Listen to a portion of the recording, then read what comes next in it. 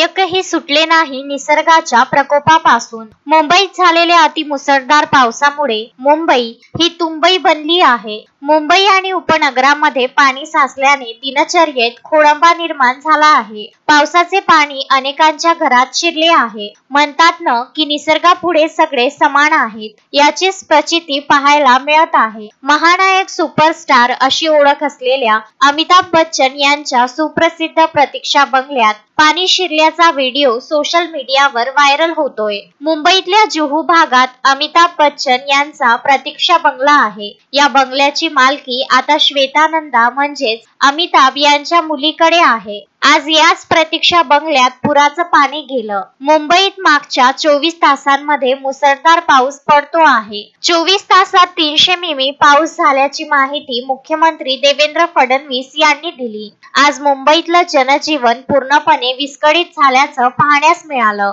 अनेक ठिकाणी सखल भागांमध्ये पाणी साठलं होतं। दरम्यान अमिताभ बच्चन यांच्या प्रतीक्षा बंगल्यातही पुराचं पाणी शिरलं। 1975 मध्ये प्रदर्शित झालेल्या शोले या चित्रपटाला अभूतपूर्व यश मिळालं। या चित्रपटाने त्या काळात 35 कोटींची कमाई केली होती। या चित्रपटाच्या यशानंतर अमिताभ बच्चन यांनी प्रतीक्षा बंगला विकत घेतला होता। अमिताभ बच्चन यांनी 1976 मध्ये हा बंगला विकत घेतला।